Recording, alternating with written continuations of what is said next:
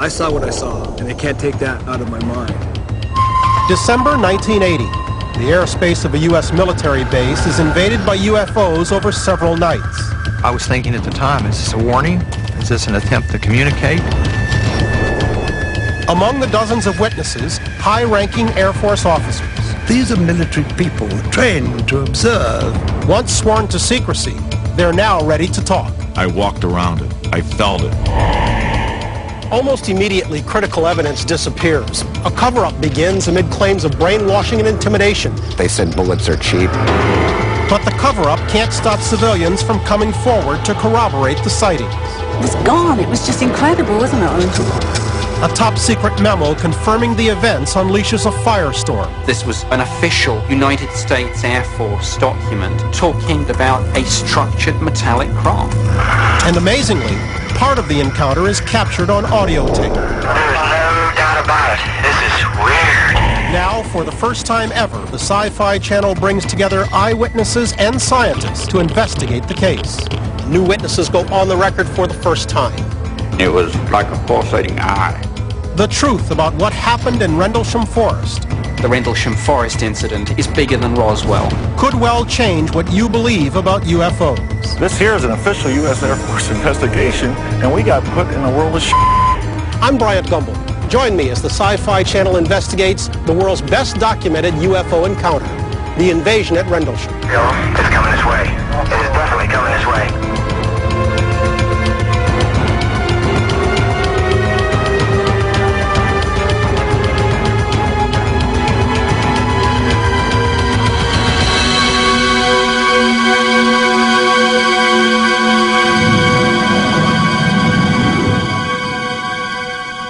This may be the most shocking story you've never heard.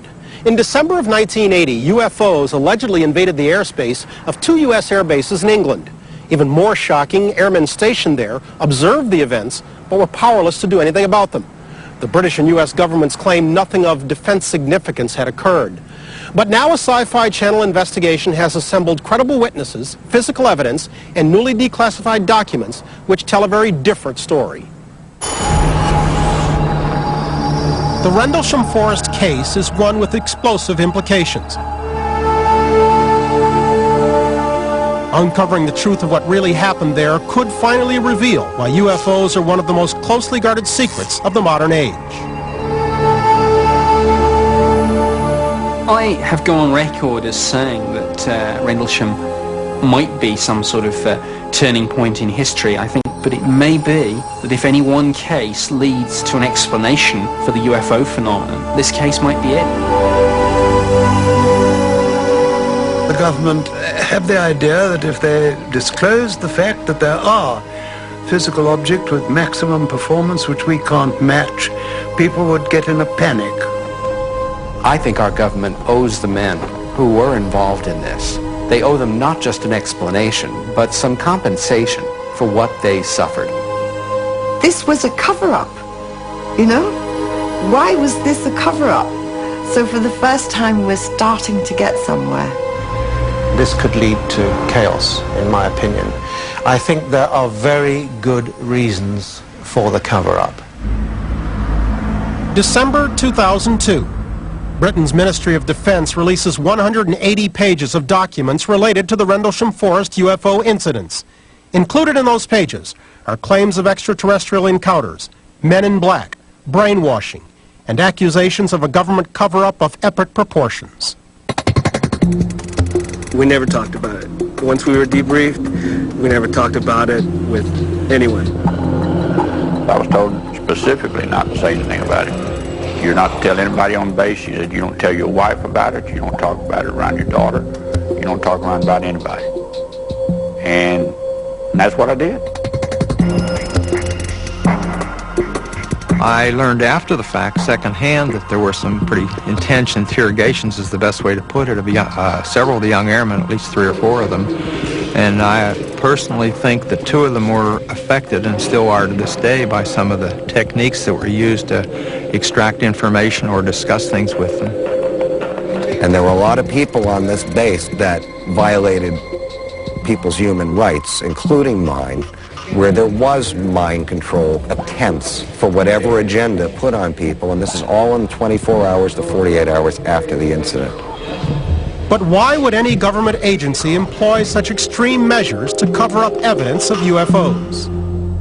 The problem is thousands of people have top secret clearance. When a subject is very sensitive, it needs to be further restricted, further compartmentalized, and that's when you get what calls to above top secret, and the UFO subject falls within that category, and it has since 1947 at least.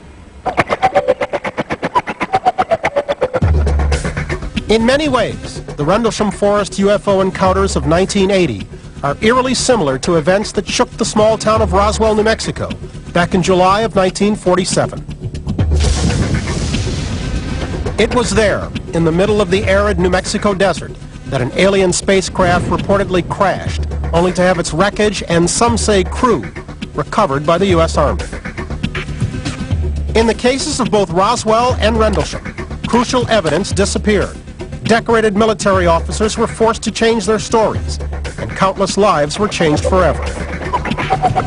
Whatever happened at Roswell, it's now over 50 years old, and the number of primary witnesses who are still alive and able to give testimony is very small. Whereas the Rendlesham Forest incident, we have many witnesses who were directly involved in these events who are happy to go on the record.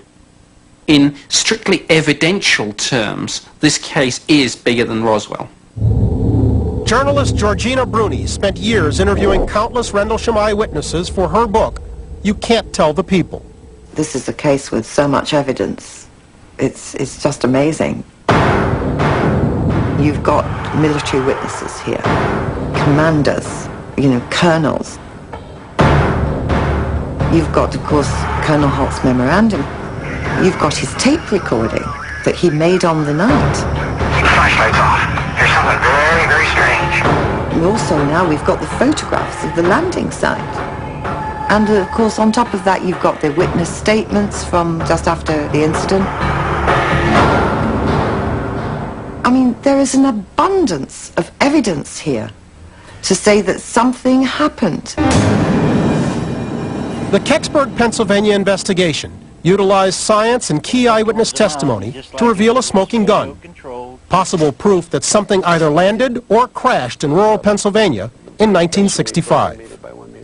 Something happened in 1965 or thereabout. Something that was very abrupt that reduced the growth of the tree, and it's reflected in the narrower rings that occurred after that time.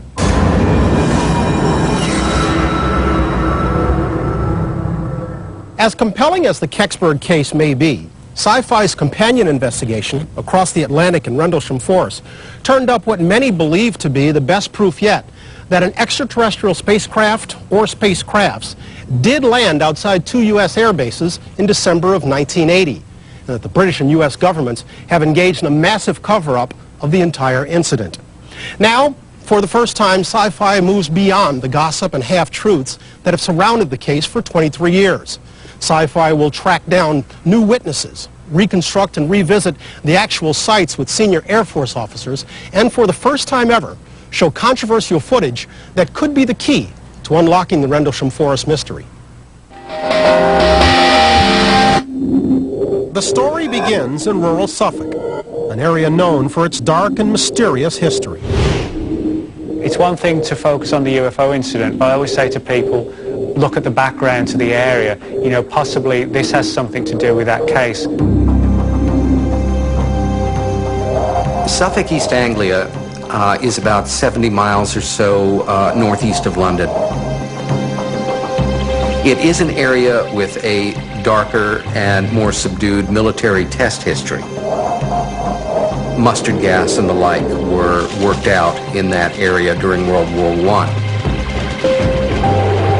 The whole east coast of England in that area for decades was used for military weapons research, radar research, all sorts of strange tales from the Second World War about villages being evacuated because of secret experiments involving death rays and burned bodies found on the beaches and things like this. Not far from this area, separated by a tiny slice of Rendlesham forest, lie two key military installations. So close together, they're called the twin bases. Bentwaters and Woodbridge served as British installations until 1951, when they were leased to the United States. In 1980, the twin bases ranked among the most important U.S. military outposts in the world. More than 1,000 planes and some 4,000 Air Force personnel stood ready to defend or attack as necessary. Reliable reports have recently revealed that the bases even house tactical nuclear weapons that could be used to thwart potential Soviet aggression. While writing his book on the Rendlesham events, Left at East Gate, author Peter Robbins spent years researching the history of Bentwaters and Woodbridge. The secret of the bases was that Bentwaters and Woodbridge were the home of a huge amount of nuclear ordnance in violation of our then existing treaty with the United Kingdom. Colonel Charles Halt and Sergeant Jim Peniston are two of the key witnesses in the Rendlesham case. Even today, the topic of nuclear weapons remains a sensitive subject. I know you're not at liberty to either confirm or deny the existence of tactical nuclear weapons at the base where you served.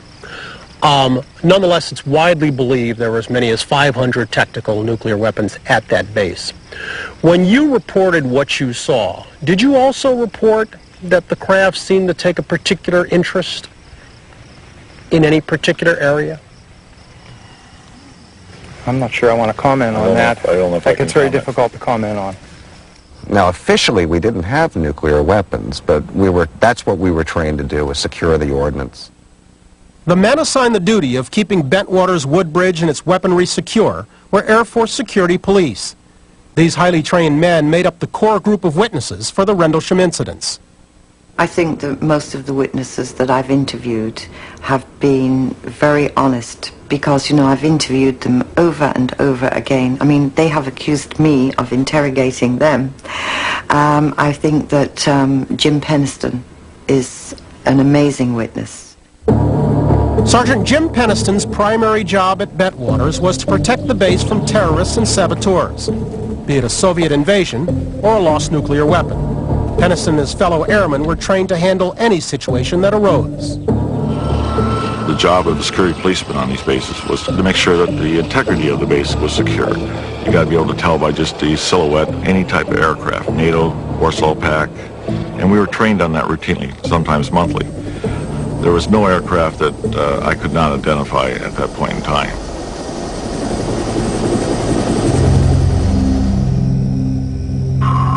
In the early morning hours of December 27, 1980, Jim Peniston received word of a possible aircraft crash in Rendlesham Forest. I got a radio call from Central Security Control that says to 1012 their office, which is to phone in the office immediately. And I asked Sergeant Coffey, I said, well, what's going on? He said, well, you need to get out the East Gate right away. And I said, well, what's the problem? He said, I'd rather not talk to you about that on the phone. So I put everything down and off I went. The veteran airman headed out into the dark woods, unaware that he was about to confront a situation that defied any earthly explanation. When UFO invasion at Rendlesham returns, hard physical evidence of the Rendlesham UFO. Two Air Force officers risk their reputations and pensions to solve a UFO case many believe is bigger than Roswell.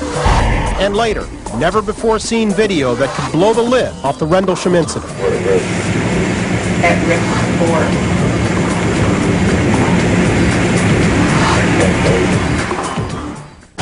UFO invasion at Rendlesham will return.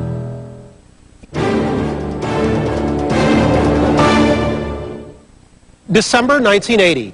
Over a three-night period, numerous U.S. airmen encounter unexplained lights in a metallic craft outside two American air bases located in Suffolk, England. Almost immediately, U.S. military officials erect a stony wall of silence around the incidents, igniting claims of a cover-up. It was clamped down, and it was compartmentalized, and that's how the Air Force works and the military works. What one guy knows, they don't talk about it to other guys. If you're not maintaining your oath and secrecy, you've broken rank. The consequences of being a public UFO witness especially in a military context, has more than a military cost, a social cost. It has a very human cost. Whether it's Roswell, Kecksburg, or Rendlesham, convincing military witnesses to go on the record has been extremely difficult. The reasons range from national security oaths to fears of ridicule, imprisonment, or worse. But one top man has spoken out. Lord Peter Hill Norton, Britain's former Admiral of the Fleet. He believes Charles Halt, Jim Penniston, and others encountered an otherworldly craft. These are military people. They are, by their very definition, experts at spotting military facts. I don't see any reason why any of them should have made up one word of their testimony about what happened. The outspoken Hill Norton is the highest-ranking military figure in the world to go on the record about the Rendlesham case. In America, the equivalent would be maybe a former chairman of the Joint Chiefs, someone like Colin Powell, actually coming out and stating in public that he believes in UFOs and he believes they may be extraterrestrial. It's that important. Something actually landed, and I don't think there can be any doubt about that. I would be very surprised indeed if there were not official documents somewhere hidden which will explain that something did land, but would be very surprised indeed if anybody knew what it was. The only official U.S. document that's been released is the Halt Memo. Written in January of 1981, 2 weeks after the incidents occurred, by then Bentwaters Woodbridge Deputy Base Commander Lieutenant Colonel Charles Halt. The memo details multiple UFO encounters. I put together sort of a, how shall I say, cleaned up version of what happened. I called it Unexplained Lights. Even in its sanitized form, the Halt Memo graphically described extremely unusual phenomena. Early in the morning, December 27th, saw unusual lights outside the back gate at RAF Woodbridge. The individuals reported seeing a strange glowing object described as being metallic in appearance, triangular, say 2 to 3 meters across the base. And as the patrolman approached the object, it maneuvered through the trees and disappeared. Signed, Charles I. Halt, Lieutenant Colonel, USAF, Deputy Base Commander. I waited several weeks after I made the memo and nothing seemed to happen, so I put the file away. While the memo is considered by many to be definitive proof of the bizarre events that befell Halt and numerous other airmen in Rendlesham Forest, it is only the tip of the iceberg. There are many questions still to be answered. What were those unexplained lights? Why did they invade the airspace of 2 bases that house nuclear weapons? And why is the U.S. government trying to cover up what really happened? As part of its latest investigation, the Sci-Fi Channel flew Sergeant Jim Penniston and Colonel Charles Halt 5,000 miles back to Rendlesham Forest. Oh, Jim. For Halt and Penniston, Rendlesham Forest is a crime scene of sorts. Aided by environmental scientist Patrick Davison of Mayer Environmental, they will reconstruct the events of late December 1980. The hope is that the 2 airmen can lead Davison to the exact landing site, where he'll test for residual radiation. We initially thought that this was an aircraft crash, at least I did. Unfortunately, everything changed about 10 minutes into the investigation, and that's why you're here. We've got a Geiger counter for measuring gamma radiation and also a gamma spectrometer. If radiation is still present, it could provide evidence that a craft or crafts landed in Rendlesham Forest. We certainly could have used that the night we were out in the forest. We got a little bit of a jaunt here. Not too bad. Jim Penniston's search for answers to this mystery won't be easy. Much has changed in Rendlesham Forest since December of 1980. The air temperature was 32 degrees. It was clear, crisp night. We drove down this. Penniston was accompanied by Sergeant John Burrows and Airman First Class Edward Cabansag, who'd been transferred to Bentwaters only a few days prior. As we were heading out, I thought this was a prank. I thought, okay, 3-4 days on with my flight, there's a big, huge mud puddle out here, and they're going to throw me in the mud.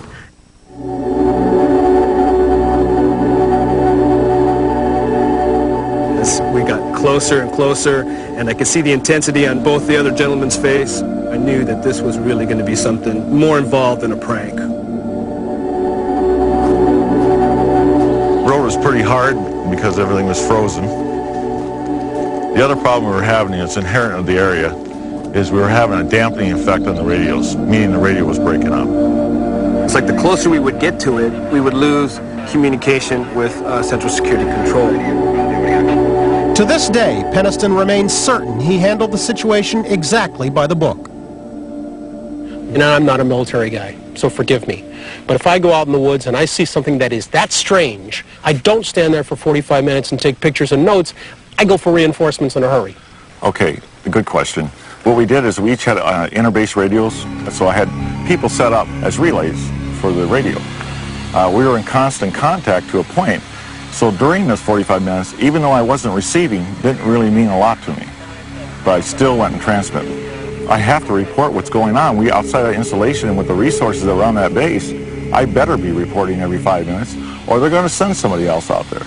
And I did not want anybody out there until I could ascertain what was in front of me. His flight chief was actually at the back gate, relaying and monitoring this whole thing, and it would have been incumbent upon him to make the decision to up-channel, to call for help, call for 30 and 30, which means a lot of armed troops immediately. So in other words, yours was standard operating procedure? He operated within the parameters he should have.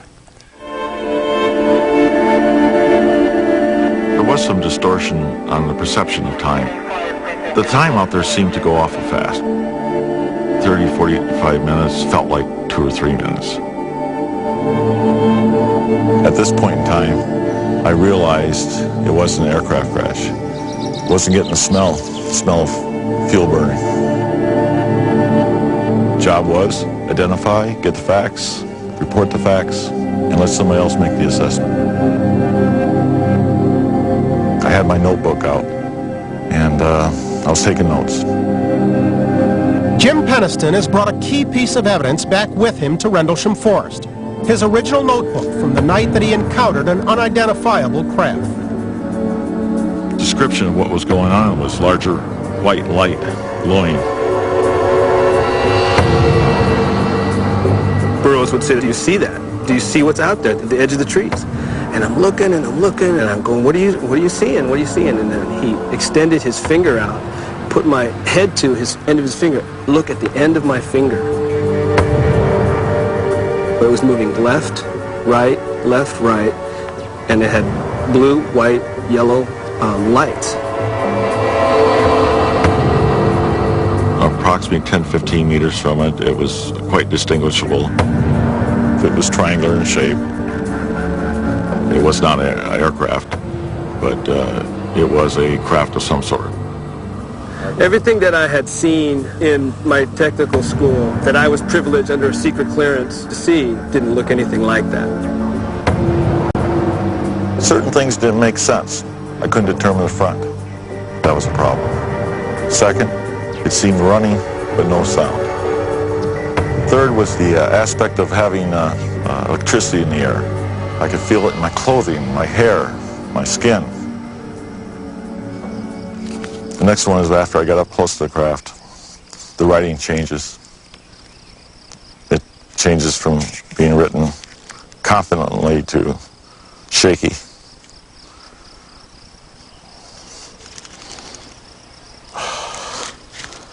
Gotta stop there.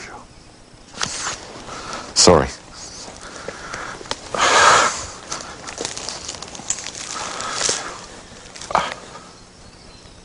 I need a little time. Okay. Wow. When UFO invasion at Rendlesham returns, Air Force officers meet new witnesses who can confirm their encounters. It did seem as though it was observing us. A cover-up begins as a young airman is forced to lie about what he saw. I was told to sign paperwork stating that there was nothing out of the ordinary. And a first-hand look at what could be physical proof of the Rendlesham UFO. UFO invasion at Rendlesham will continue in a moment.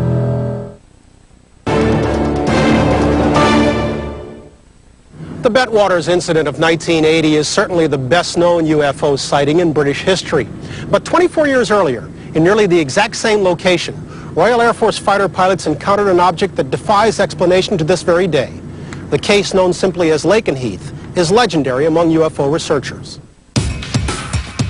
An object was tracked on radar jets were scrambled, as has happened on a number of occasions over the years, and the pilots then had a visual sighting of an unknown craft of some sort.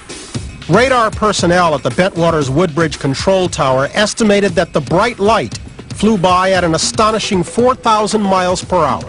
An UFO came in and played these cat and mouse games with British interceptors.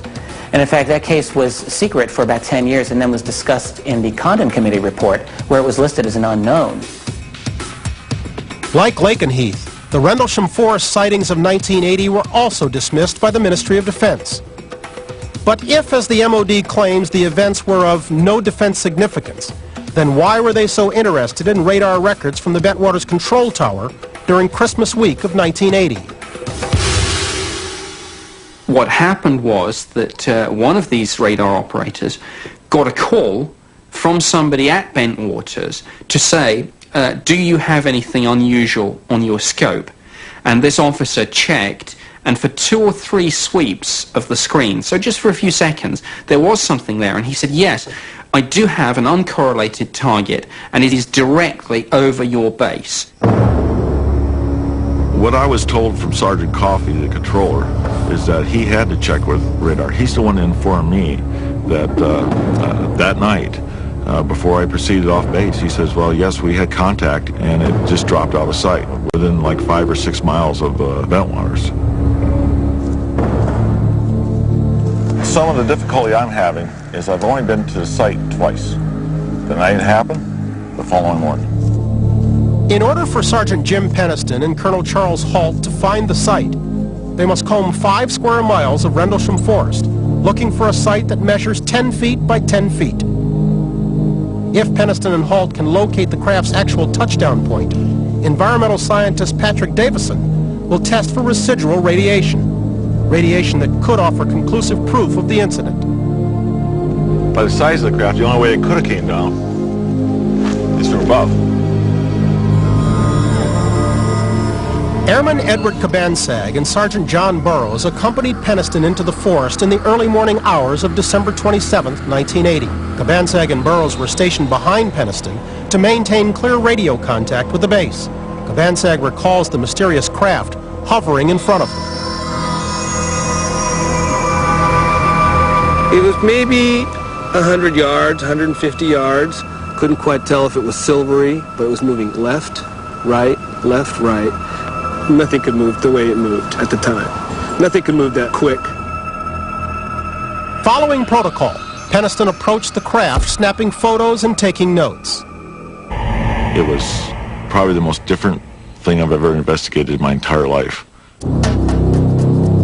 Anything I could see, I would go ahead and write down. Structure of craft, fabric, black, smooth, glass-like, surface unknown, identity unknown. I paced off the size of the craft, taking notes of the distance. Size, 9 feet long, approximately 7 to 8 feet high.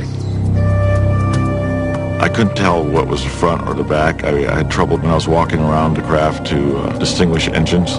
Propulsion, unknown. No sound, but apparently operating somehow. Type of aircraft, unknown. Peniston observed the craft from every angle. I made extra effort to look for the crew compartment or windows or anything like that, or access ports. Could not see any. There was no handles or anything like that. The craft was completely smooth on the outside. Skin fabric of craft, warm. Probably the most startling part of it was the fabric of the craft.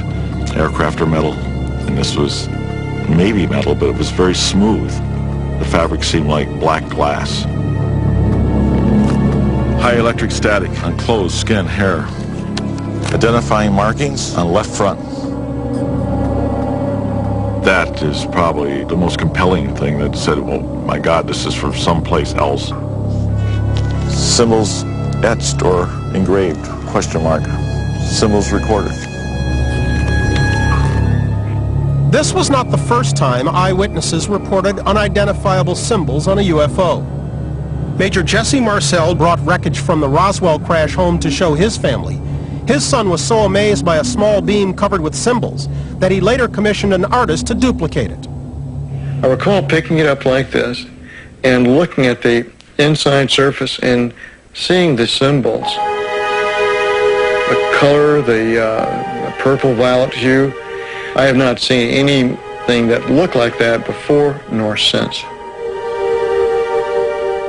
In the 1965 Kecksburg, Pennsylvania UFO incident, eyewitnesses also saw unusual symbols etched on the bizarre object that had crashed in the woods.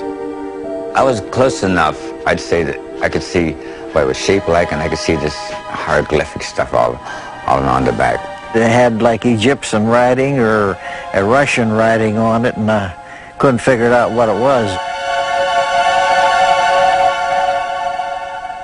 3 seemingly unrelated events spanning 50 years. And yet, by most accounts, the symbols reported on each of the crafts appear to be eerily similar in design. Could the cases be connected? According to many witnesses and investigators, the answer to that question can be found only in Washington, D.C. But in the early morning hours of December 27, 1980, Sergeant Jim Peniston had no answers for what he was seeing. Liftoff, 2:45. No sound, no exhaust. Takeoff unknown, speed impossible. The takeoff was probably the most amazing thing I've ever seen. With absolutely no sound. It just lifted up maybe 2 or 3 feet, and it did a little bit of maneuvering back in the trees. Momentarily hovered, then in a blink of an eye, it left. Literally a blink of an eye.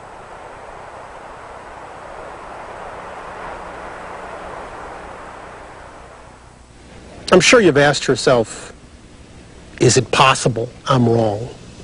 Is there anything else it could have possibly been? The problem I have with it, we can't replicate the technology today. You don't have engines with no sound. We can't develop anything today, so I don't know what it is. Suffolk, England. The Sci-Fi Channel's investigation brings Charles Halt and Jim Peniston face to face with civilian eyewitnesses for the first time. Like Jim Peniston, Roy and Marina Webb also encountered a mysterious craft in the early morning hours of December 27, 1980, as they were returning home from a family get-together. My daughter spotted this shooting star. You know what children are like. Oh, Dad, there's a shooting star. Then she just said, well, that seems very, very odd. It seems to be traveling parallel with us. And my husband thought it could have been a jet. But the longer we went, he realized that it obviously wasn't. The more we carried on, so the light was still there. Then that's why I asked my wife to stop the next lay-by. We pulled in the lay-by. He wound the window down and showed me where it was. And it was stationary. It did seem as though it was observing us because there was no other traffic on the road. And then it started to travel upwards. And then that went off at a very fast pace. Blink of an eye. It was incredible. The Webbs aren't the only civilian eyewitnesses to corroborate the timeline of events on December 27, 1980. It's very interesting to talk to you, Jerry, after all this. Woodbridge resident Jerry Harris may have observed the same events as Jim Peniston, but from a different perspective. I walked across the yard, and I could see the lights over the trees over there. You go up in the sky and come back down again and go crossways, very, very, very fast. And they would sort of come to a standstill and hover, and then move off again. Eventually, 2 of them sort of went away into the distance. The other one stayed there. It went up in the air and hovered, then came down and went straight down into the trees. And I thought it had crashed. Everything went quiet, nothing there. So I thought it was finished. Went to turn to go away, and it came up after the trees and disappeared, getting smaller, smaller, smaller, out of sight. And never saw it again.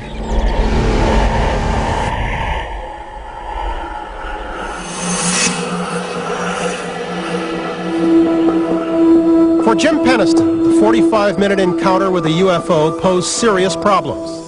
Dating back to the Roswell crash in 1947, the military had imposed an unofficial code of silence on any personnel who witnessed a UFO. I started thinking about the reality of the situation. pretty much the attitude. If you reported something like that at that time, it probably would end your career. I said, my God, I can't report this as it happened. But I'm going to have something to report when I get in there. What I did is I did a sanitized version of the happenings. I kept it down to, we seen colored lights, minor activity, didn't use certain words intentionally, such as craft. The veteran officer voluntarily altered his version of the events, but young airman Edward Cabansag was forced to change his story. I was told to sign some paperwork stating that what I saw out there was just the beacon that was out there and that there was nothing out of the ordinary. Yes, there was a cover-up. Coming up, a controversial witness in the Rendlesham case recounts his terrifying interrogation. They said, you have seen something that we have known of for longer than any of you in this room has been alive. UFOs return a few nights later, and the incident is captured on tape. It's coming this way. It is definitely coming this way. The general in charge of the twin bases goes on camera for the first time ever. How would you write a book or regulation to deal with something that you don't even know exists? And later, this video could shed light on what actually landed at Rendlesham.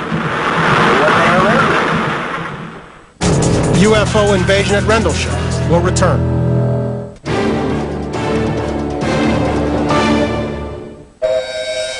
December 1980.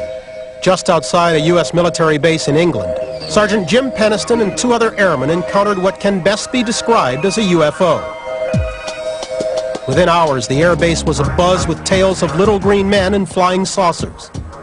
Deputy Base Commander Lieutenant Colonel Charles Halt was not amused. You went out supposedly to debunk rumors that were swirling about the base. Is that fair? That's correct. I went out to put it all to rest because our security police were spending more time focusing on the sky and the surrounding area than they were protecting the assets they were supposed to be protecting. So fair to say you went out as a cynic? I certainly went out as a cynic. What'd you come back as? I came back wishing I hadn't gone out. On December 28, 1980, shortly after the initial incident, Halt was attending a holiday party. We just finished the main course when the on-duty flight commander came in just as white as a sheet. He just looked ashen. He came in and approached the base commander and I and said, we've got to talk now, it's back. We looked at each other and said, what's back? He said, the UFO. Colonel Halt left the base accompanied by several other officers. To better document their investigation, the team carried night vision scopes, Geiger counters, and cameras. When we went into the forest, we were somewhere between that little, I believe it's a beech tree. Working with the Sci-Fi Channel, Colonel Charles Halt and Sergeant Jim Peniston have come back to investigate the strange events of December 1980. This is the first time that the two airmen have been to Rendlesham Forest together. For 2 decades, they've assumed that they were talking about the same landing site. I got a problem here. You do? Yeah.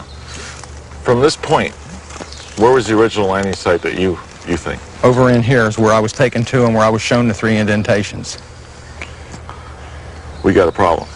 You think you were at another place? I was at another location. That's interesting. Mm-hmm. I can show you where the 3 indentations I saw were. Let's take a look at it. Let's take a look at it. On the evening Colonel Halt conducted his investigation, he brought along a tape recorder to chronicle the events. The result is one of the most unsettling pieces of evidence ever to surface in a UFO case. Looking directly overhead where you can see an opening in the trees plus some freshly broken pine branches underneath. He recorded 18 minutes of what was a 4-hour event. It is the most incredible tape. It's such a wonderful piece of evidence. In the years since the Rendlesham Forest encounters, key witnesses have moved to different parts of the world or disappeared altogether. But this investigation has turned up some startling new facts. The puzzle's starting to come together better. For instance, one of the people that had disappeared for a long time, Monroe Nevels. We've been looking for the guy for 15 or 20 years. And they found him. Sci-Fi has found him. And his story corroborates. I mean, it fits right in. Though rumored to have gone underground years ago, Sci-Fi Channel investigators found Monroe Nevels living in a small southwestern town. In 1980, Nevels was the disaster preparedness officer at the base. This is the first time he's spoken on the record about the Rendlesham Forest incident.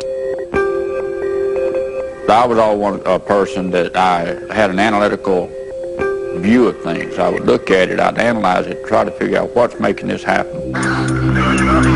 Neville's, an expert in radiation detection and photography, was among the first airmen to enter the clearing and discovered 3 strange indentations at the alleged landing site. We found a small, what looks like a blasted or scrubbed up area here.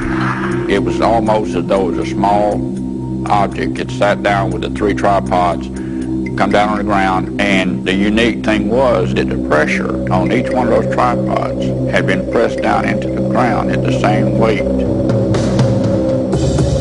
Neville's and the other airmen also discovered strange burn marks on several trees that faced the landing site. Never see a pine tree as the damage react that fast. Bottle to put that in. See those other trees here that are damaged in similar fashion? I had Sergeant Neville's take the Geiger counter and take readings all around. I started picking up slight readings, and then as I brought this up toward the tree where it burned out, it started really getting loud. There's any readings on the tree you're taking samples from on the side facing the suspected landing site? 4 clicks max. That's the strongest point on the tree? Yes, sir. If you come to the back, there's no clicks whatsoever. Interesting. Halt leads Jim Peniston and environmental scientist Patrick Davison to within 100 feet of the site he investigated 2 decades earlier.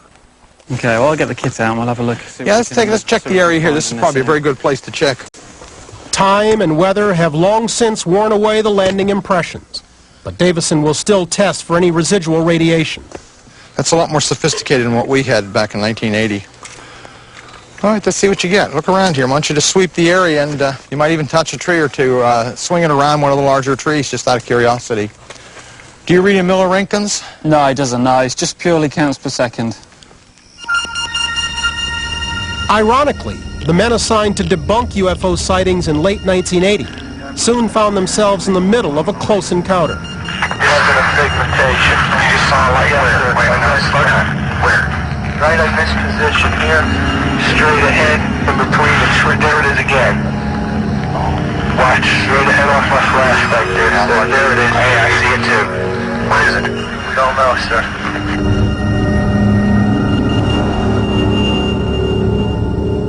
Lieutenant Colonel Halt and his men were not the first to witness bizarre lights in the skies over England during December of 1980. Just 2 weeks earlier, in London, dozens of people reported UFO sightings. Among them, best-selling author and UFO investigator Timothy Good. It was about 4 o'clock, and I saw a very bright point of light in the sky. I glanced at it. I thought, it's not Venus, it's not an aircraft, it appears to be static. So I started to run home. I got home, opened all the windows, the damn thing had gone. I thought no more of it, but the next day a journalist from the Kentish Times phoned and said from 3 o'clock until 4:15, at least 40 witnesses saw this unidentified object in the sky. When Good interviewed eyewitnesses to the event, many described a triangular craft, reddish at the tip, with a silver body. It would hover for long periods, then it would shoot off to another point in the sky and stay there. Occasionally it would split up into up to 3 or 4 objects. And then they would come together again and it would stay in the same place. This was going on for 1 hour and 15 minutes.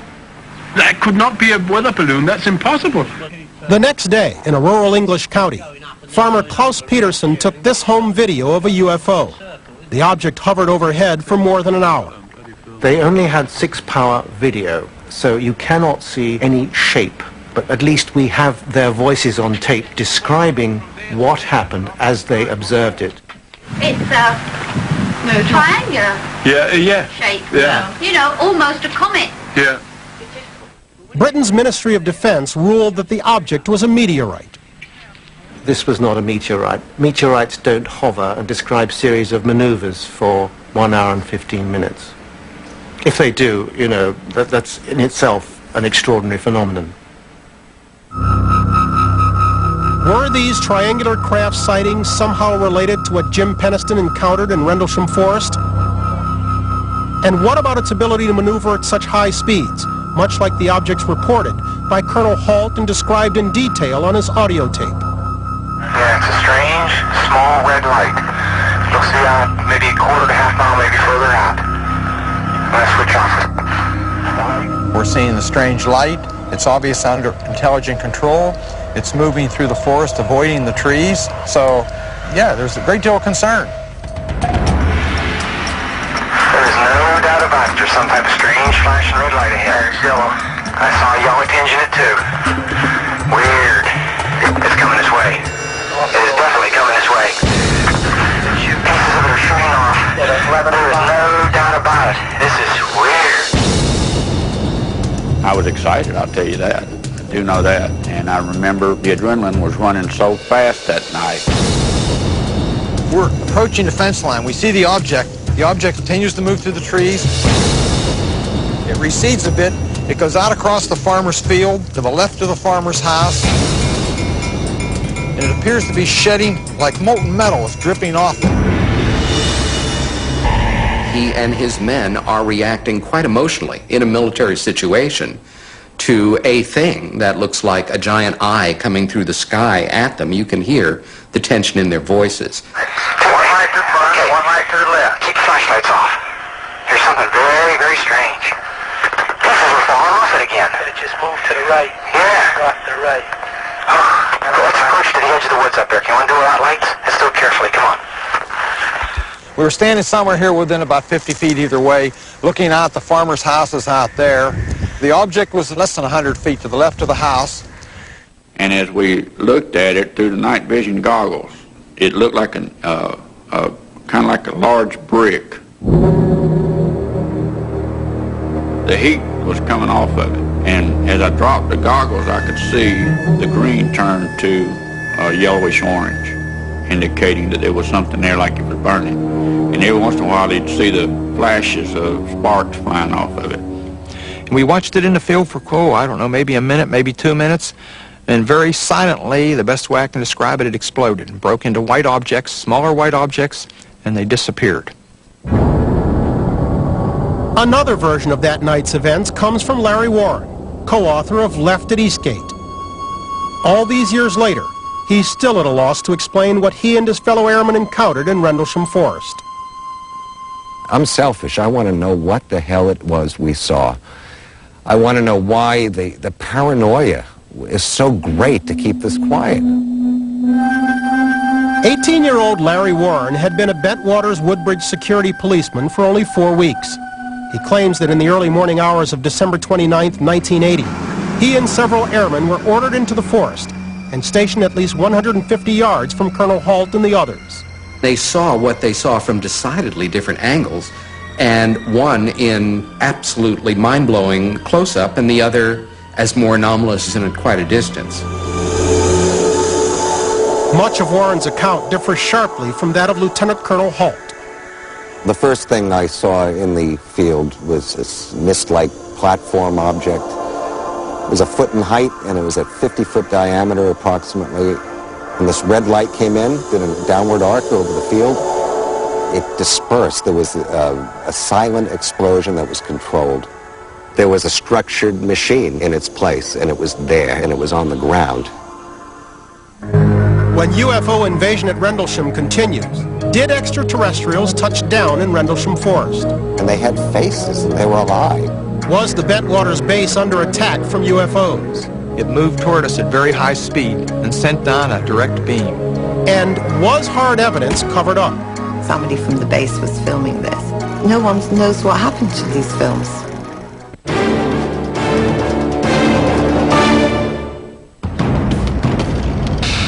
December 1980.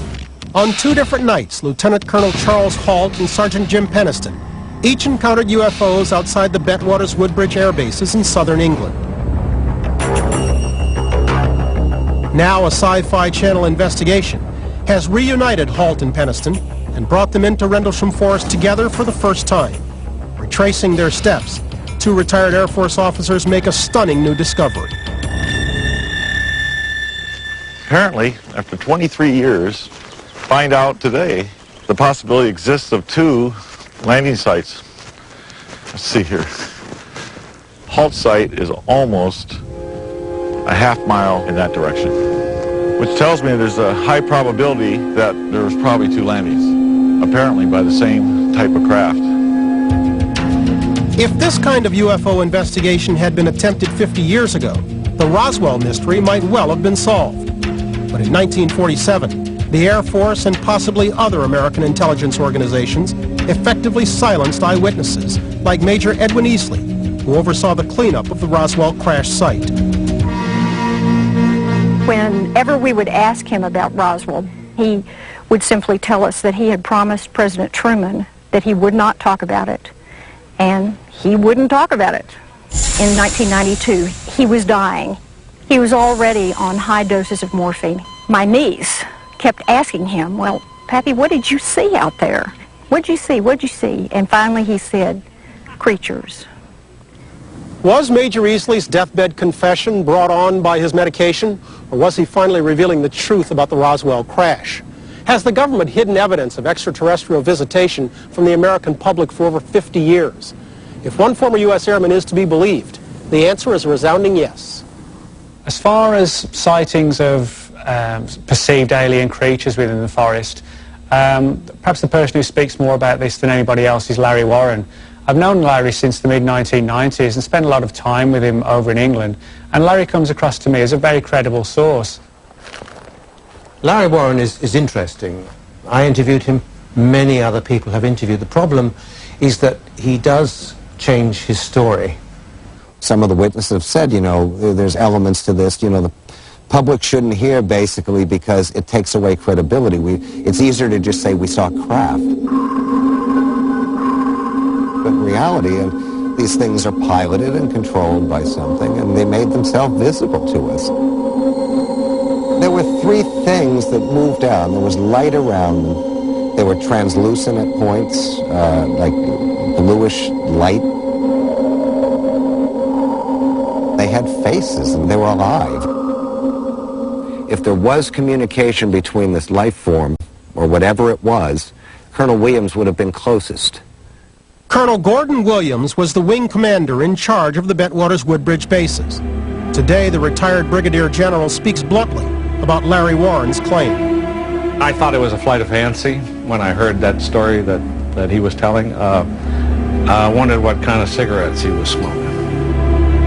General Williams had to know about this incident. It must have been very difficult for him. No one in the Air Force ever wants to talk about a UFO incident. It's just not done. When he was interviewed several years ago directly by another researcher, he went out of his way to say, I will neither confirm nor deny my involvement in this incident, and seemed to be enjoying keeping us dangling with the statement. I think this is standard military procedure. Standard military procedure at Bentwaters-Woodbridge was to report anything that threatened base security. Following the incidents in Rendlesham Forest, several airmen gave written statements. Others were questioned repeatedly by military investigators. Over the 3 weeks after the incident, I was probably debriefed maybe 6 or 7 times. Some base personnel conducted their own investigations, but evidence had a strange way of disappearing. When Master Sergeant Ray Goulias took photos of the alleged landing site the day after the sightings, his film came back from the lab completely fogged. And I was very upset that they did not come out, because that's never happened to me before or since. Coincidentally, the film shot by both Sergeant Peniston and Sergeant Nevels the nights they were in the forest also came back fogged. Evidently there was enough radiation or whatever it was there that it destroyed the film. But was it elevated radiation levels that caused the film to fog over, or something more sinister? I have very strong suspicions as to what happened to the film. I'd say odds on are that somebody swapped film with Nevels and gave him some fogged rolls. For years, it was widely believed that no photos of the landing site existed. But this single strip of photos was given to Sergeant Ray Goulias in the 1990s by a fellow airman who wishes to remain anonymous. These pictures appear to corroborate eyewitness descriptions of the landing area. Sergeant Peniston returned to this same site the day after his experience in the forest. He made plaster casts of the strange indentations in the ground. I had to have tangible, solid evidence for myself only, that this happened. These are ones I made exactly the following morning. They're all identical. When you say they're identical, what do you mean? Depth, size. Approximately 1.5 inches, about 10 to 12 inches across. Okay. The reason I was never suspicious that there was more than one landing site is because the landing marks and the pod casts that we did were identical. And what happened to the strongest evidence in the case? Colonel Halt's audio tape. There's no doubt about it. There's some type of strange flashing red light ahead. Within days of the sighting, Halt gave it to Wing Commander Colonel Williams. General Williams' comment on this, his words, that tape was an abomination. It had all kinds of things on it when I heard it the first time, and I had a hard time making any sense out of it and didn't know what to make of it, really. I didn't make too much of it at the time. Well, he made enough of it that he took it and played it to his boss, the two-star general, commander of U.S. Air Forces in England. I told my bosses about it. We didn't see any security threat or anything like this associated with it. So it, in time, sort of faded away. Halt was ordered to turn the matter over to the British Ministry of Defense. He did so after writing a memo detailing the UFO incidents. The response to his report was silence. On the surface, it appeared the military had no interest in the case, but according to several witnesses, the Commander-in-Chief of all U.S. Air Force bases in Europe, General Charles Gabriel, came to Bentwaters Woodbridge to personally collect evidence. It was said an aircraft had arrived from Wiesbaden, which at the time was the headquarters of the United States Air Force in Europe. Photographs were taken, documents were seized, logs were seized, and the aircraft returned to Wiesbaden. Some high brass had collected every scrap of evidence they could and took it away with them. But exactly what evidence did General Gabriel take with him? There was a motion picture camera filming this phenomena. Somebody from the base was filming this. And no one knows what happened to these films. They just disappeared. In 1994, a videotape allegedly smuggled out of Nellis Air Force Base clearly showed a UFO. The craft performed maneuvers remarkably similar to those described by Charles Halt and Jim Peniston back in 1980. If this tape is genuine, is it possible that the U.S. military has a secret library of these encounters, perhaps even footage of the Rendlesham Forest incident itself? The answer to those questions remains a mystery.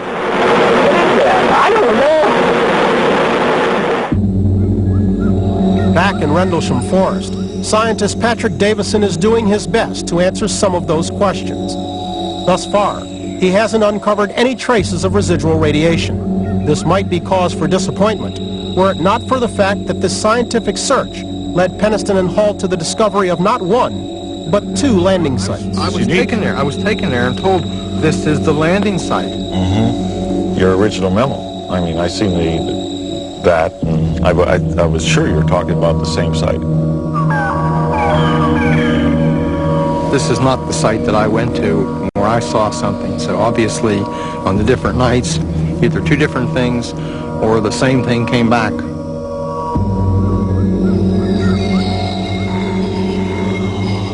When I looked at the plaster cast was the same size as the indentations that I saw, and the distance between them was the same. So something landed twice. Mm-hmm. Whether it was the same thing or not, it was something similar. Coming up, newly declassified documents shed light on the case. The most convincing evidence is probably written by civil service personnel. Did Men in Black investigate the Rendlesham case? The Men in Black are for real. And a conspiracy that leads straight to our nation's capital. Point blank, do you think the U.S. government is involved in the cover-up? UFO invasion at Rendlesham will continue in a moment.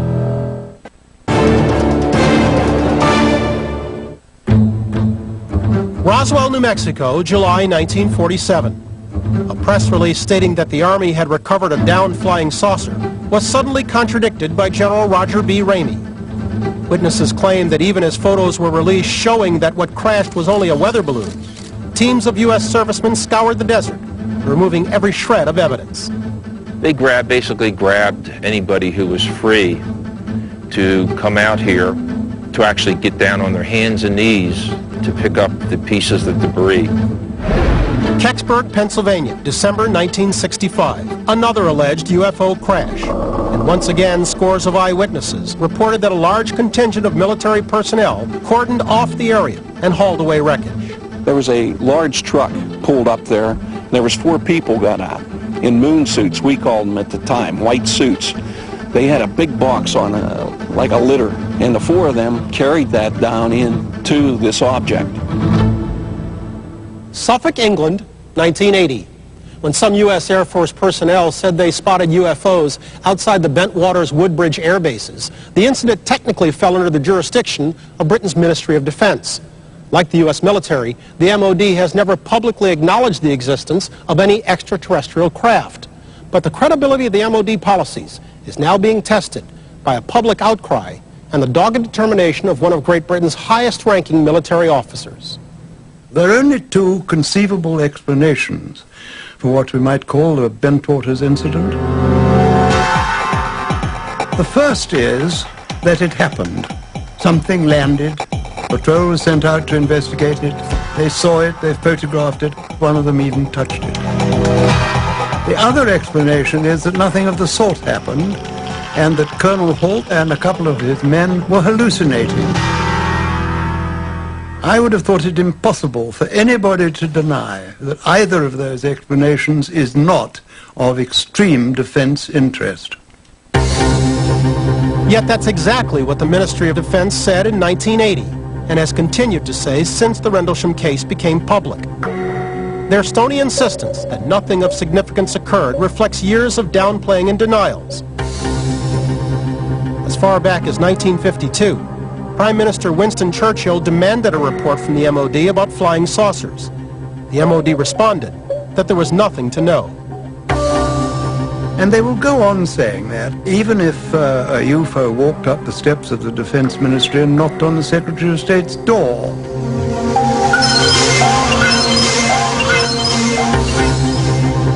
Despite repeated statements of no defense significance, the MOD does investigate serious UFO claims. Nick Pope is one of the few government officials in the world to speak out candidly on the UFO phenomenon. Pope ran the MOD's UFO desk for many years. Working for the Ministry of Defense, you do not come in with a mindset that says, you know, I think this was the flying saucer. However, the most convincing evidence for this case is probably written by military and civil service personnel at the heart of the British government. Under strict British secrecy laws, the Rendlesham Forest incident would have remained locked in the MOD's files, had it not been that one crucial document was sent to an American intelligence agency. In 1983, UFO researchers filed a Freedom of Information Act request using information supplied by former airman Larry Warren. It just snowballed because in June of '83, after numerous denials, outright lies by the United States Air Force, out came the Halt memo based on the information I supplied. A friend of mine was the acting 3rd Air Force commander at the time, and he called me up and says, I've got this document and I've got this request. What do you think? And my comment to him was, burn it. He laughed and said, why? I said, if you release that, your life, the Air Force, and my life won't be the same. Trust me. This was quite literally front page news. All the national newspapers ran it. What on earth happened in that forest? Why hadn't we heard about it before? Was there a cover-up? Was there a flying saucer? As Colonel Halt had predicted, the headlines brought ridicule and skepticism to the few witnesses who'd gone public. I'm sure you remember we met back, oh goodness, a long time ago. It was a long 9 or 10 years ago. Now, as part of its investigation, the Sci-Fi Channel has brought Colonel Halt and Sergeant Peniston face-to-face with one of the Rendlesham Forest incident's strongest skeptics. Vince Thurkettle was the forester in charge of the Rendlesham area in 1980. He believed there were earthly explanations for the events. Okay, based on the evidence that you've seen, okay, I take it that it's not enough. Well, right? Is that what you're saying? Yeah, it is. Okay, that's fine. It has to be. It has to be, because I don't doubt you, gentlemen.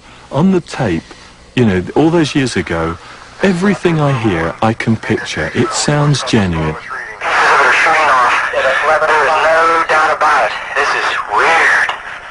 But some things are unhelpful to the case. It would have been very, very helpful if there wasn't a lighthouse. Orfordness Lighthouse sits 7.5 miles east of Rendlesham Forest and was functioning perfectly in December of 1980. It was Thurkettle who initially proposed what has come to be known as the lighthouse theory. The beam of a lighthouse does come into the trees at about 4 feet, and it pulses at roughly the speed that the tape has. Right on this position here, straight ahead, in between the tree. There it is again. Watch, straight ahead off my flash right there. So there it is. Hey, I see it too. What is it? We don't know, sir. But could trained military investigators at a U.S. air base mistake a lighthouse for a UFO? I take that actually, I'm insulted when someone says something like a lighthouse. Here we are. Well, you know, we worked out here for months. We know where the lighthouse is at. I mean, that is just so ridiculous to bring that up. It isn't an insult. It's ridiculous. So no. It's just below our intelligence level. The whole time this was going on, we could see the lighthouse. The lighthouse was about 30, 35 degrees off where this object was seen. The lighthouse doesn't explode. The lighthouse doesn't move horizontally or through the trees. It's not the lighthouse. I mean, I've been to that area. It doesn't explain the radiation readings. It doesn't explain the radar. It doesn't explain the indentations in the ground. For Thurkettle, even the strange indentations can be readily explained. When I saw the site, there were some marks on the ground, but they looked to me like the sort of marks a rabbit leaves. Rabbits scrape looking for roots and stuff, then pine needles fall back in, like the ones we're stood on now, and you end up with shallow depressions. Well, they must be very smart rabbits, is all I can say. Very mathematical in nature, and I have never found a rabbit that smart. I was surprised when we did take the measurements because they were 12 foot from center to center, exactly. That's not normally found in nature. It was something obviously man-made. I've heard the idea that these are rabbit scratchings. I suspect that that was almost said as a joke to start off with. I have this wonderful image of radioactive rabbits hopping around the forest, glowing in the dark. No, these were not rabbit marks. Apart from anything else, I've seen the photos of the landing site. It's not rabbits. For you guys to go in the woods and mistake some signs in the trees, that's understandable. It's not your subject. I don't mean to be in the slightest disrespectful, because these are good airmen, I don't doubt. I don't doubt their sincerity, but I do doubt their fieldcraft. All I know is I was out there that first night. I know I completed one of the best investigations of my entire military career. This thing wasn't lights in the sky. This was an object, a craft that had landed.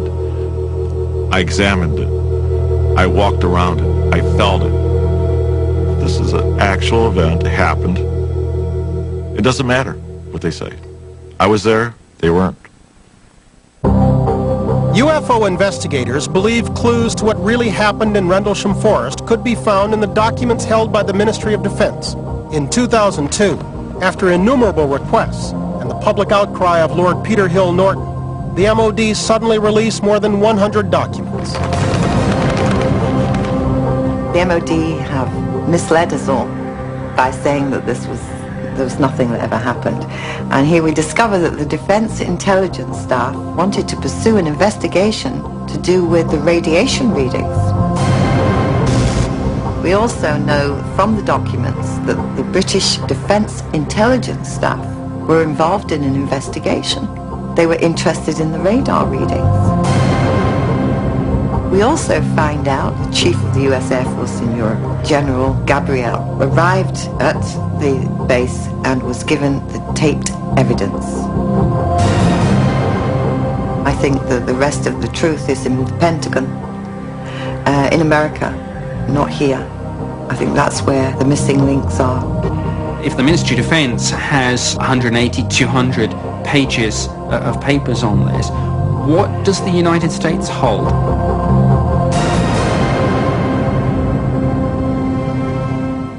Do you think the government knows what happened? Absolutely. There's no doubt in my mind. Why would they choose not to say that they do? That's a real good question. There's an awful lot of things that are known in our government and from foreign technology and perhaps from Lord knows where that aren't public knowledge and probably won't be. They're very highly compartmentalized. When UFO invasion at Rendlesham continues, new evidence confounds the skeptics. This site is just a whole new ballgame. Was the base's nuclear stockpile a target for the UFOs? Evidently, this object had shined a beam on the weapons. And never-before-seen footage reveals shocking details of the interrogations. Where did they give you the shot? UFO invasion at Rendlesham will return.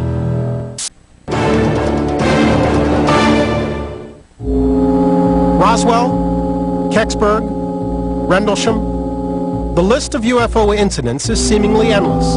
So who does know the truth about these mysterious crafts and where they come from? The answer to those questions may shock you. Has any president ever really known what's been going on? I'd say the fair money is that Harry S. Truman had a very good idea of it. Eisenhower, darling of the military establishment, probably knew a fair amount of it. Kennedy, I don't think they told him anything, although I think he knew. According to my information, the most knowledgeable ex-president is former President George Bush. He was asked by one of his White House staffers how much he knew about the subject. Bush replied on the record, "You don't know the half of it." The U.S. government remains silent on the issue, just as it has since 1947. The Rendlesham case serves as a dark reminder of just how far certain agencies will go to keep the entire subject of UFOs under wraps. I think the saddest part of this story, and I think that some of the witnesses themselves will tell you, it wasn't so much what happened during the incident as what happened afterwards. Some of them were interrogated. Adrian Bustinza, for instance, he was a sergeant, and he was interrogated for hours.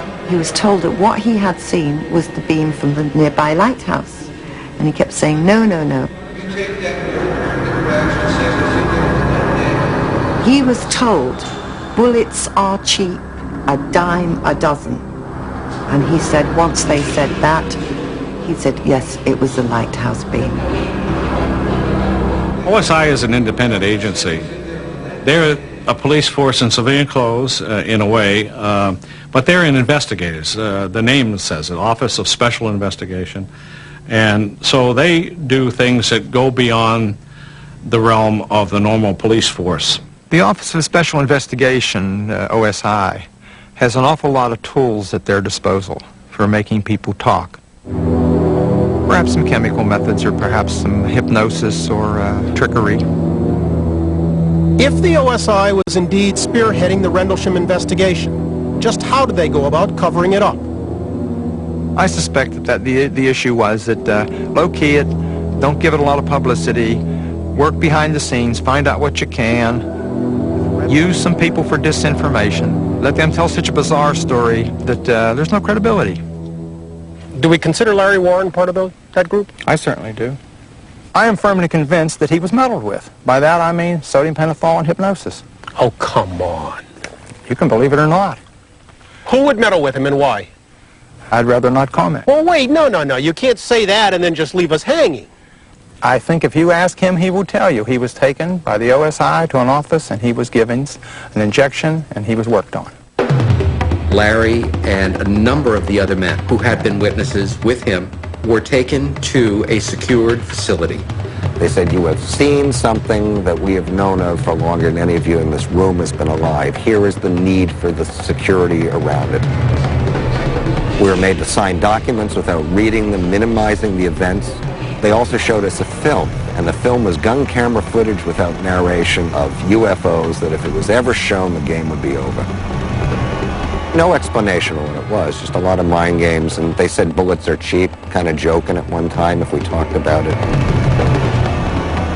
if you had had witnesses to a highly classified incident, one way to deal with them is to put them under, create a kind of, Disneyland on LSD, all unreal and all programmed. The thought being that when they come out of it, these memories will mix with the actual memories of the event itself, and if they ever try to go public, they'll sound like blithering idiots. I was starting to have symptoms of post-traumatic stress, which I understand now, and nightmares, and it's not uncommon of the witnesses.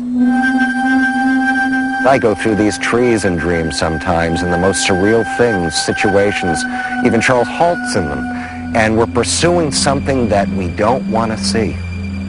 I live in these things nightly. Like so many who witnessed the Rendlesham Forest events, Sergeant Jim Peniston was plagued by nightmares. Part of the reason I was seeing a psychiatrist, on this part of this was to go ahead and get rid of these dreams. One of the ways that she suggested that we could get rid of this problem is to do this regression. For the first time ever on television, Jim Peniston has given the Sci-Fi Channel exclusive permission to air portions of his hypnotic regression. Could this prove to be the Rendlesham Forest smoking gun?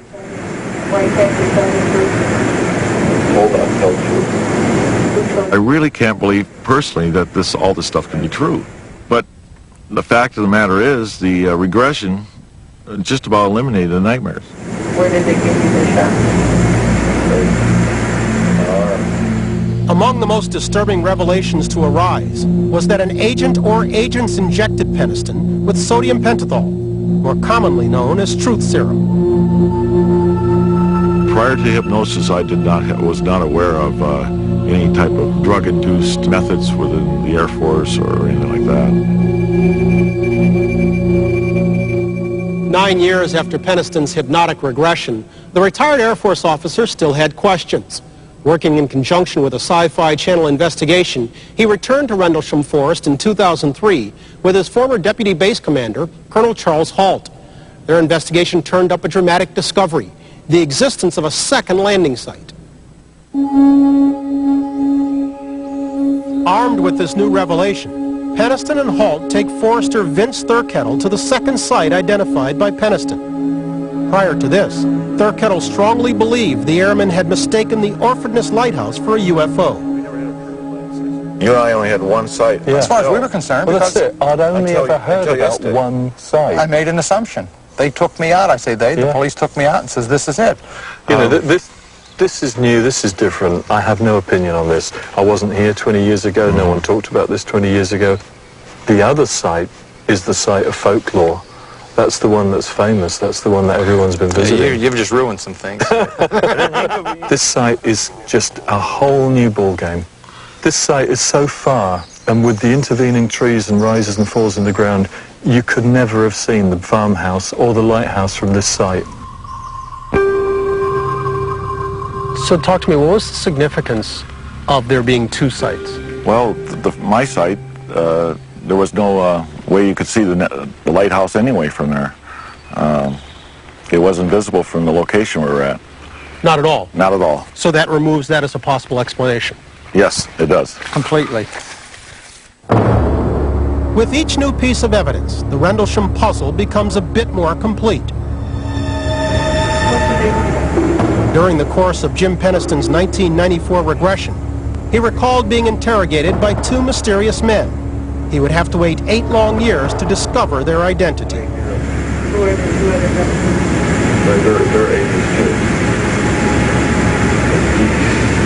Yes, 8, C8, something, I can't hear everything. Part of this hypnosis on that tape is that I was debriefed by DS8, which made no sense at the time to me.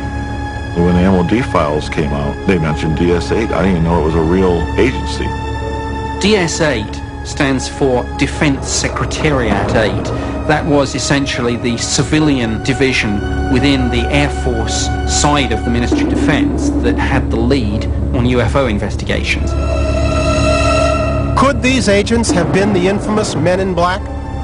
The Men in Black are for real. I'm convinced from my studies that the Air Force Office of Special Investigations sends out counterintelligence investigators to deal with UFO witnesses. And I know many of people who've had quite alarming experiences with them. Perhaps one reason for the intense interrogations in the Rendlesham case was the stockpile of nuclear weapons stored on the base. I think there does seem to be no doubt that over military installations, research installations, establishments connected with particularly atomic weapons, there do seem to be a disproportionate number of sightings. For many UFO researchers, the best example of the UFO nuclear connection is found on the HALT tape. Recorded on December 28, 1980, the tape provides a detailed account of the UFO's interest in the base's weapons storage area. Now we're observing what appears to be a beam coming down to the ground. Is that real? It moved toward us at very high speed, came almost directly overhead, hovered, and sent down a direct beam, something like laser beams. I was thinking at the time, is this a warning? Is this a signal? Is this an attempt to communicate? And just as suddenly as it came on, it clicked, it was gone. Did they take any particular interest in the place where weapons would have been stored if weapons had been on the base? At least one of the beams of light came down in an area that I would say would be a high interest. 400 hours, one object still hovering over Woodbridge Base at about 5 to 10 degrees off the horizon, still moving erratic and similar lights and beaming down this area. The object to the south was actually sending some beams down near or into the weapons storage area. That caused me a great deal of concern. You know, what was it doing there? Was it searching for something? Was it trying to... Who knows what it was trying to do? General Gordon Williams, who was then the wing commander of Bentwaters Woodbridge, remembers hearing HALT's tape, but he doesn't recall any reports of a craft over the weapons storage area. I don't recall him ever saying anything about that. And certainly I would have known and recognized the significance of that. We're not talking about now things being off base in the dark, talking about on base, a place that's lit up and that sort of thing. So it doesn't make sense to me that that would have occurred.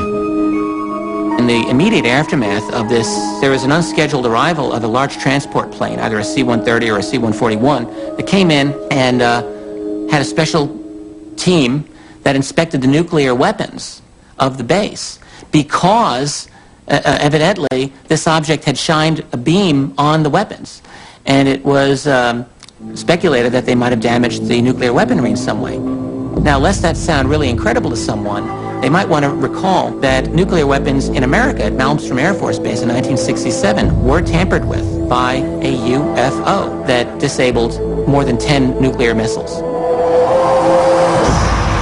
When UFO invasion at Rendlesham continues, does Peniston's regression reveal the ultimate answer? Did you at any time have a sense that this craft came from another planet?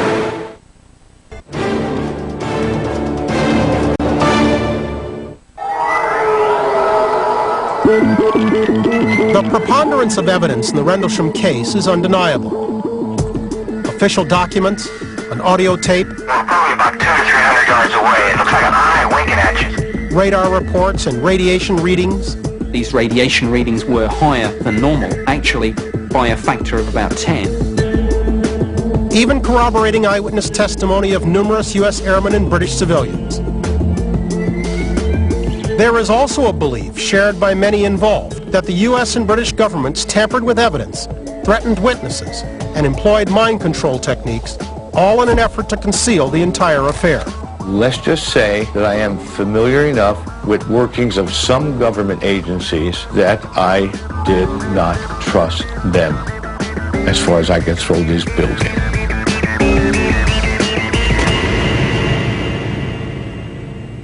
Moving beyond the claims of brainwashing, cover-ups, and conspiracies, the biggest question involving the Rendlesham Forest incident remains unanswered. Exactly what was it that U.S. airmen encountered in December of 1980? The answer may well lie in secret government files, but perhaps it's contained in the repressed memories of eyewitnesses like Sergeant Jim Peniston. Did you at any time have a sense that this craft came from another planet? No. For instance, did it come from Mars? No. So it originated. Us. It's us. I don't believe in extraterrestrials. I never have. Probably never will. The only explanation that I can come up with, or a guess of it, this is nothing more than us experiencing some type of time travel or something like that. It sounds pretty bizarre. What else could it be? If they are time travelers from our future, as some have suggested, that's encouraging news for our planet.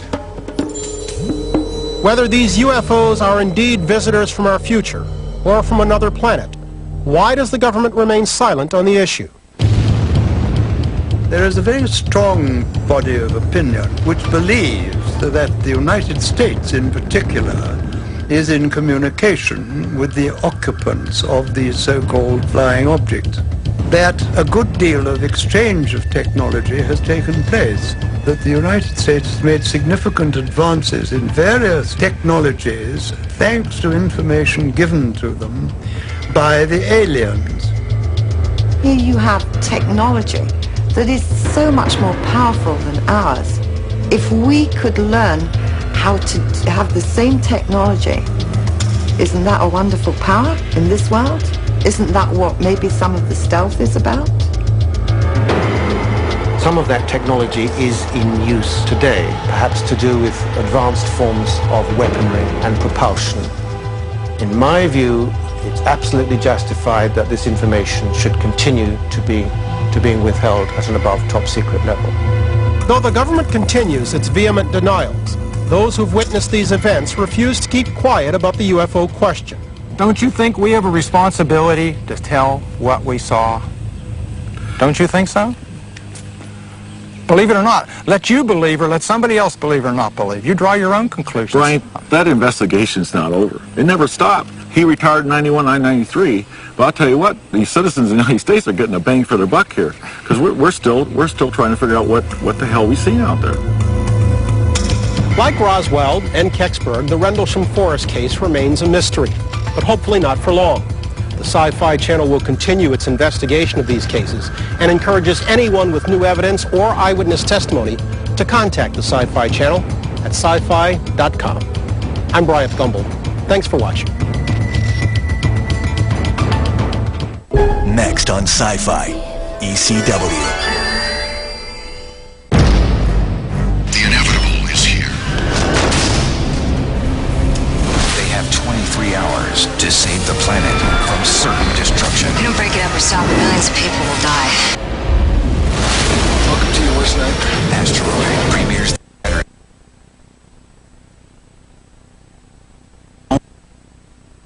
experience that tells the story of young Adama in the first Cylon War. They were making something down here! Experimenting on people! The best 2 minutes on television. Razor flashbacks every Friday during Flash Gordon at 9. It's all leading up to Battlestar Galactica Razor, premiering Saturday, November 24th at 9 on Sci-Fi.